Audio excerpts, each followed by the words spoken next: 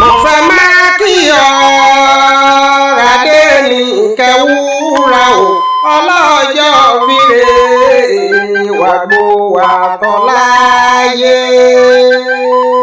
àní wúrà ọ̀la òyìnbó aláṣọ rè ìyá ní tàrè àṣẹ ìṣàmọ́dún.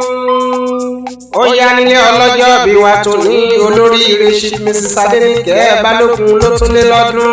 ṣẹ̀kẹ̀rẹ̀ èé báwọn olóde ìbànújẹ́ ọlọ́jọ́ bí wa tó ní ìbànújẹ́ òní kẹ́yìn rẹ̀.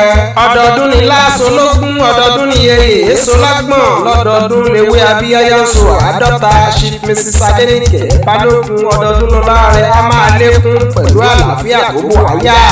ẹ wo mo níṣẹ́ ò mẹ́ni tí ń ṣọjọ́ òbí lónìí ni aláṣẹ àtolùdarí wúrà ọlá fabric òyìnbó aláṣọ tí ń ta oríṣiríṣi aṣọ tẹ́ ẹ bá nílò màdì ló pérí. aṣọ bíi lace àtíkù ankara chiffon cord unisex ògbẹ́yìn àti bẹ́ẹ̀ bẹ́ẹ̀ lọ. bẹ́ẹ̀ bá fẹ́ aṣọ lówó iyebíye ó ń bẹ nílé iṣẹ́ wa. àwọn aṣọ tí owó rẹ̀ ò ga ju ara lọ ìyẹn tún ń kọ́. ẹ tara ṣàṣà kàn sí ọlọ́jọ́ bíi wa tòní wúrà ọlá fabric Adéníkẹ́ Balógun ní kò pé méjì. ọkọ rẹ̀ pásítọ̀ Olúwaṣeun Balógun àlùfáà ìwé ìrántí ló ní kí n máa kì ọ́ o. ó ní gbogbo October 17 lọ́dọọdún lọ́jọ́ bí ààyò òun àtàtà. Chief Mrs. Adéníkẹ́ wúrà ọlá Balógun ò ní rárùn owó tọmọtọmọ. ayé òní ṣe sí ọ̀sọ́rọ̀ rẹ̀ máa ṣàmì ńlá. ire lọ́tùnlọ́tùn ni kó bá ọ máa gbé máa ṣàmì àdúrà. àní àlùfáà ìwé ìrántí ṣe bẹbẹ. àwọn fúrẹ́mù rè customized lọ́tì ò ló ń ka àwáwí kọ́. onípàrọ̀ ògbẹ́yìn gbogbo ẹ̀ fún ọjọ́ bí Adéníkẹ́ Balógun wúrà ọlá fabric náà ni. nítorí àwọn ọmọ rẹ̀ níta Isaac David Ọlámídé Ọbalolúwa àti fcba ni mo ti fẹ́ máa kì ó délédélé. ó yá o àwọn ẹbí Balógun nílé ọkọ rẹ̀ àti ẹbí oníkan òní náà ti ránṣẹ́ àdúrà ọjọ́ bí wá wípé lẹ́yìn ọjọ́ bí re yìí ò ní rógun fàsẹ́yìn. ó yá nílẹ̀ ajé ní fújà mẹ́sọ̀ ìwọ̀n lùlẹ̀ ẹ̀ṣẹ̀ṣọ̀ bá a ṣe lówó tó là á ṣoge mọ́ ọmọ dúdú lẹ́mọ bẹ́ẹ̀ ṣe ìníjọ́sí. pupa tó mọ bẹ́ẹ̀ ṣe ti ra jù ẹyẹ bá rí ẹbí. ọmọ lọ́wọ́ kọ́ ìbò tó dèrè o ìbò ń dé tán owó náà ń pọ̀ sí i. ọmọ rọ́lá tó kù ó kòkò tán ó fọwọ́ lé díkọ̀ ó fi jáde bá wọn ní í jẹ́. ọmọ àpò méjì ò gbọ́dọ̀ mú mi nínú kòtò ọmọ ìgbẹ́ ìbò máa ná rèé o.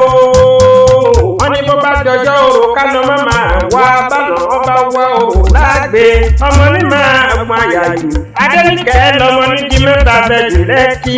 ọkọ ń sọ owó ọkọ ń sọ ọmọ ọkọ tó kún so alárí akọ aṣọ. ọmọ olúyepo àgbàdùn gẹ́gẹ́. ọmọ ẹ̀rú mẹ́fà ọgbọ̀n rẹ o. ọmọ òkáṣọ sí ilẹ̀ kẹrù wọ́n bọ́ lọ́ṣẹ. ẹ̀pẹ́ tún ní ọ ẹ̀pẹ́ lọ́rọ̀ òkú mọ́dẹ́dẹ́.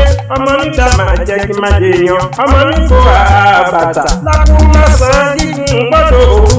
ọmọ bí mẹ́ẹ̀ẹ́dọ́ aláwọ̀ pẹ̀lẹ́ ọmọ apẹja fẹ́jà jẹ. ọmọ mú lè jẹ́ kí mo lè èèyàn. èèyàn tó bá bá ẹni dẹ́pẹ́ lọ́rọ̀ ṣùkùṣùkù ẹja ni ẹgbẹ́lẹ́ lọ́wọ́. èèyàn tó bá bá ẹni délé bàbá ẹ̀ ní egun ẹja ni ẹgbẹ́lẹ́ lọ́wọ́ fa. wúrà ọ̀la o dákun mo bá bá ọ délé bàbá rẹ nítorí ẹyin gbọgbọlọ máa pẹja fẹ́jà jẹ. ọmọ alágbàlá kan rẹ́gírẹ́gí ọmọ alágbàlá kan rẹ́gírẹ́gí. ẹ̀rù gbá ọmọ náà ń gbà wọ́n ní kí ọmọ má máa gbà mọ́ nítorí ọmọ bá kì í jagun dé ẹ̀rù. wo Chief Mrs. Adéníkẹ́ wúrà ọ̀la òyìnbó aláṣọ ni mò ń kí lọ́wọ́lọ́wọ́ o. pásítọ̀ Olúwaṣeun Balógun àlùfáà ìwé ìrántí ọkọ rẹ̀ ló ní kí n máa fọ rere wípé gbogbo October 17 lọ́dọọdún lọ́jọ́ bíi wúrà ọ̀la àṣèyí ṣàmọ̀dún àṣèyí ṣe púpọ̀ àṣèyí ṣe rẹpẹtẹ o. bí wọ́n bá wá mi yín pé ta ló kọrin sí yín létí ẹgbẹ́ mi máa sọ fún wọn pé ìdòwú iye ni Ìjẹ̀bú wọ́tọ̀ sáìdì lè ti kúkú ti wá ọmọ ìwò pé